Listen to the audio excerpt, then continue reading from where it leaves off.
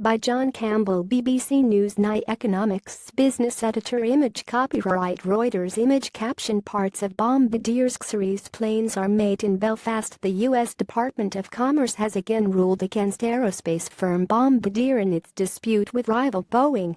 A further tariff of 80% has been imposed on the import of Bombardier's series jet to the U.S. for alleged below-cost selling. This is on top of an earlier tariff of 220% which related to subsidies Bombardier got from Canada and the UK. There have been warnings that the import tariffs could threaten Bombardier jobs in Belfast. About 1,000 jobs are linked to the series, the wings of which are made at a purpose-built £520 million factory in the city. A spokesperson for Bombardier said, "We strongly disagree with the Commerce Department's preliminary decision." The firm said the ruling represented an egregious overreach and misapplication of U.S. trade laws. The Commerce Department's approach throughout this investigation has completely ignored aerospace industry realities, it said. "This hypocrisy is appalling, and it should be deeply troubling to any importer of large, complex, and highly engineered products." Union concerned the program is not just important to Bombardier jobs in Belfast, but also to 15 smaller aerospace firms in Northern Ireland and dozens more across the UK which make components for the wings. The U.S. Department of Commerce rulings, which could more than triple the cost of Xeris aircraft sold into the U.S., could jeopardize a major order placed last year from U.S. airline Delta. A final ruling in the case is due early next year. Davy Thompson from the Unite Union said workers are very concerned. "It looms very large over these workers, and it's time for the British government to actually step up for British workers," he said.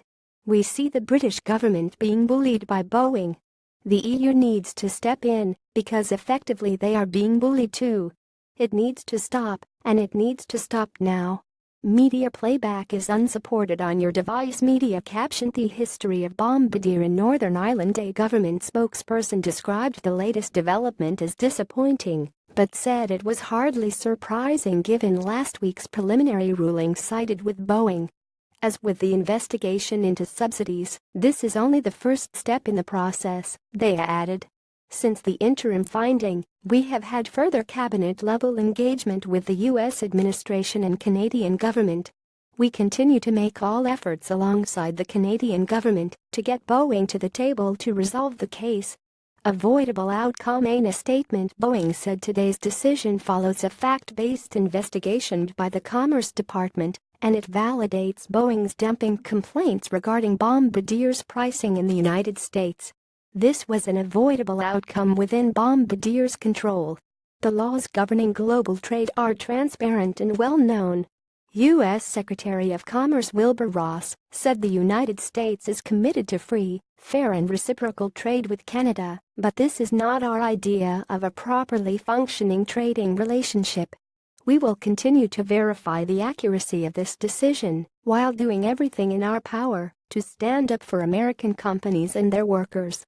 The Canadian aerospace firm employs more than 4,000 workers across 4 sites in Northern Ireland. Components of Xeris jet are manufactured at a purpose-built factory in East Belfast, and many other local firms are involved in the supply chain. The punitive tax would significantly raise the price of the jet in the U.S. market and threaten the future of the product. Boeing took the case after accusing Bombardier of anti-competitive practices. It claimed its rival was selling the Xeris jets below cost price after taking state subsidies from the Canadian and British governments. When the preliminary tax ruling was made last week, Wilbur Ross said the subsidization of goods by foreign governments is something that the Trump administration takes very seriously. The U.S. Trade Commission is due to rule on the Department of Commerce's 220% tax proposal next year, but the Irish Small and Medium Enterprises Association said the EU should not wait for the final decision. Its chief executive, Neil McDonnell, said the EU should signal right now that it will unconditionally, unequivocally, and aggressively oppose protectionist measures by the U.S. with tariffs of like effect.